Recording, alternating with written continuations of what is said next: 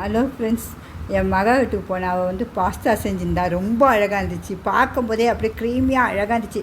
சரி, உடனே அதை அப்படியே நம்மளை நீ கிண்டுமா, நான் பார்க்குறேன், நான் பார்த்துட்டு நான் சொல்கிறேன், நீ செஞ்சிட்டே இருமான்னு சொன்னேன். உடனே அதை அவள் செஞ்சுட்டு முடிச்சுட்டு அப்படியே காட்டும் போது அவ்வளோ அழகாக இருந்துச்சுங்க. அதுக்கு தேவையான பொருட்கள் பாருங்களேன். அதுக்கு ஸ்வீட் கார்ன் வேக வச்சுருக்கா, பச்சை பட்டாணி உரிச்சது தோலோடு இருக்கிறது பார்த்திங்களா இது. அப்புறமேட்டு காளான் நல்லா அழகாக நீட்டாக அரிஞ்சு வச்சுருக்கா. பெரிய வெங்காயம் நல்லா பொடிசாக அரிஞ்சு வச்சுருக்கா. தக்காளியில் உள்ளே இருக்க விதை இருக்கா இல்லாமல் அழகாக அரிஞ்சு வச்சுருக்கா. அப்புறம் பச்சை மிளகாவை ரவுண்டாக நல்லா அரிஞ்சு வச்சுருக்கா. அப்புறம் காஞ்ச மிளகாவை தூள் பண்ணி வச்சுருக்கேன்னா சில்லி சீஸோ என்னமோ சொன்னாவா. அப்புறம் பொக்கோலினும் வேக வச்சுருக்கா செய்கிறதுக்கு. நல்லா கொதிக்குது பொக்கோலின். அப்புறம் 6 லிட்டர் பால், க்ரீமியான பால், ஆரஞ்சு கலர் பாலை எடுத்து காய வச்சு காய்ச்சி ஆற வச்சுருக்கா பிள்ளை. அப்புறம் அதுக்கு சீஸு தேவையான், 1 2 தேவையான். அதையே எடுத்து காட்டினான், மம்மி இது 2 போடுவேன் அப்படின்னா. சரி ஓகேம்மான்னு. இனிமேல் செய்யும் போது அப்படியே நம்ம பார்ப்போம் ஒன்று ஒன்றா. அந்த ஃபஸ்ட்டு பாஸ்தாவை எடுத்து வேக வச்சு கொஞ்சம் தண்ணியில் உப்பு எண்ணெய் 1 ஸ்பூனை ஊற்றி வேக வச்சு வடித்து ஓட்டை பாத்திரத்தில் வச்சுட்டா அழகாக. அது நல்லா அதை அழகாக வடிய வச்சுட்டா எடுக்கும்போது அப்படியே பொலுன்னு இருந்துச்சு பாருங்கள். அவள் காட்டும் போது அவ்வளோ அழகாக இருந்துச்சு, சூப்பராக.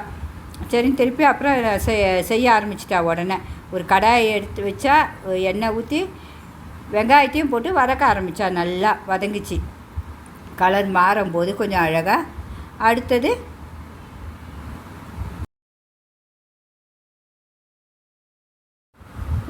அப்புறம் தக்காளியை போட்டனால தக்காளியை நல்லா வதக்கினான், ஸ்லோவிலே வச்சு வதக்கணுன்னு. அதுக்கப்புறம் கொஞ்சம் உப்பும் லைட்டாக போட்டால் அந்த இது இது மஷ்ரூமையும் போட்டேன். எல்லாத்தையும் மஷ்ரூமை போட்டு எல்லாம் வதக்கினேன். ஏன்னா மஷ்ரூம்லேயே நமக்கு தண்ணி இருக்கும் அதில் ஏற்கனவே. அந்த பச்சை பட்டாணியும் எடுத்து அதில் போட்டேன் வேக வைக்கிறதுக்கு. நம்ம நல்லா கிண்டுனா அந்த மஷ்ரூம் இருக்க தண்ணியே வந்துடும் மம்மியும் அழகாக அப்படின்னா. அதேமாதிரியே மூடி வச்சிடணும், நல்லா கிண்டிட்டு அழகாக மூடி வச்சிடணும் மம்மின்னா. அதேமாதிரி நல்லா கிண்டுனா, ஸ்லோவிலே வச்சு கிண்டிட்டு உப்பு கொஞ்சம் போட்டால், கல் உப்பு 2 போட்டு நல்லா கிண்டுனா.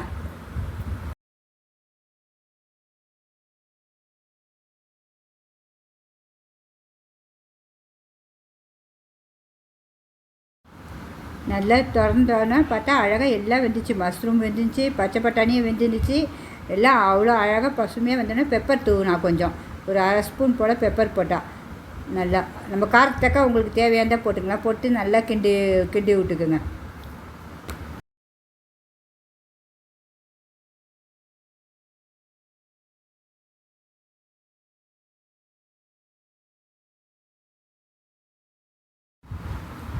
அப்பப்போ நல்லா மூடி திறந்து கிண்டிட்டு அப்புறம் ஸ்வீட் கார்னையும் மேலே போட்டு அதையும் நல்லா கிண்டுங்க. ஏன்னா இதெல்லாம் வெந்துருச்சு உங்களுக்கு ஏற்கனவே. ஸ்வீட் கார்னு நமக்கு வேக வச்சு வச்சுருக்கோம்ல, அதையும் போட்டு நல்லா கிண்டுங்க.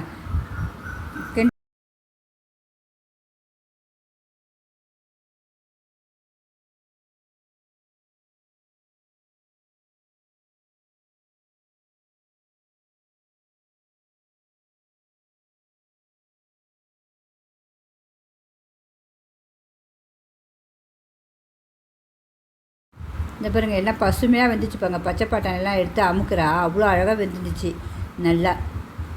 அப்புறம் கிண்டிட்டு அதை கொஞ்சம் பாலும் நல்லா காஞ்சி ரெடி ஆகிடுச்சு நமக்கு.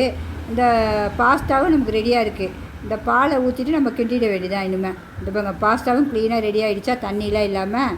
இத்தனைக்கும் இது கோதுமை பாஸ்தா தான், மைதாவும் சேர்க்கலாவா பொண்ணு.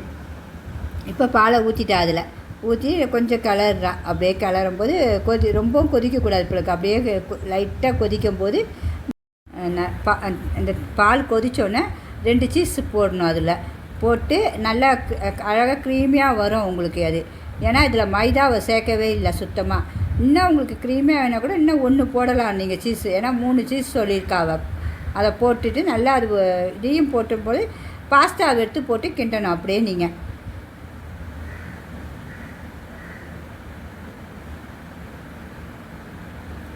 இப்போ வந்து பாஸ்தாவை போட்டு நம்ம கிண்டணும். நல்லா கொஞ்சம் கொதி வந்துடுச்சு, கொஞ்சம் கொஞ்சமாக போட்டுக்கணும். ஆனால் நல்லா உதிரியாக வரும் உங்களுக்கு அது. ஏன்னா அவள் லைட்டாக கொஞ்சம் எண்ணெய் ஊற்றி வேக வச்சுருக்கா பார்த்திங்களா, தண்ணியை கொதிக்க வச்சு வடிச்சிருக்கா.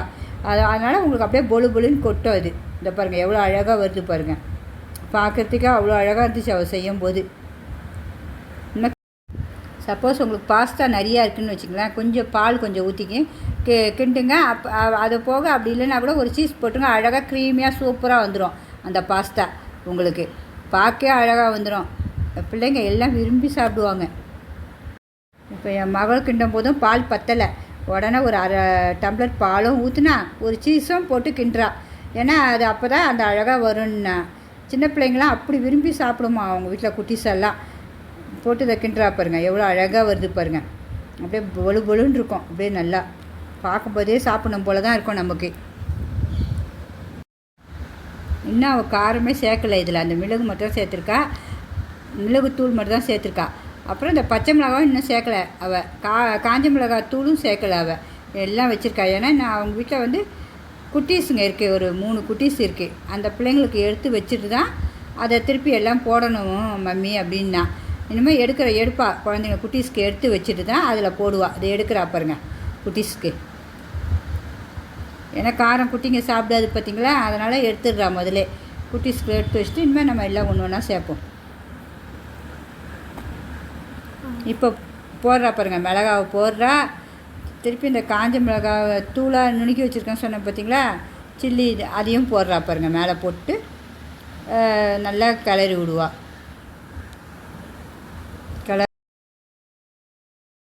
நீங்கள் இதிலே வந்து சிக்கனில் செய்யுங்களா, ரொம்ப சும்மா டாப்பாக இருக்கும். அவ்வளோ டேஸ்ட்டாக இருக்குமா. இன்றைக்கி சிக்கன் இல்லை மம்மி எங்கள் வீட்டில், அதனால தான் இப்படி செய்கிறேன் காய்கறி போட்டு அப்படின்னா. நீங்கள் எல்லாருமே சிக்கனில் கண்டிப்பாக ஒரு வாட்டி ட்ரை பண்ணி பாருங்கள். இப்போ வந்து இந்த பீஸாவுக்கு ஏதோ போடுவாங்களா, ஆரிகானாவோ என்னமோ சொல்கிறாப்பில்ல, அதை போட்டு கிண்டி இறக்கிடுறா. பிள்ளைங்க எல்லாம் அவ்வளோ விரும்பி சாப்பிட்டாங்கங்க. நான் பார்த்தேனே, முடித்தோடனே அப்படி சாப்பிட்டு எல்லாமே காலி. பிள்ளைங்க அவ்வளோ டேஸ்ட்டாக சாப்பிடுதுங்க உட்காந்து. இன்னும் தானே அவ்வளோ ஆசையாக இருந்துச்சு எனக்கு பார்க்கும்போதே. சரி, இதை கண்டிப்பாக உங்களுக்கும் சொல்லிடணும் எல்லோரும். யாராவது ஒருத்தராவது நான் செய்கிறத பார்த்து நீங்கள் செய்ய மாட்டீங்களா தான். அதனால் எல்லாருமே பிடிச்சிருந்தா லைக் பண்ணுங்கள், சப்ஸ்கிரைப் பண்ணுங்கள். இதேமாதிரி பயனுள்ள வீடியோ கண்டிப்பாக போடுவோம் உங்களுக்கு. பாருங்கள் எல்லோரும். ஓகே ஃப்ரெண்ட்ஸ், பாய்.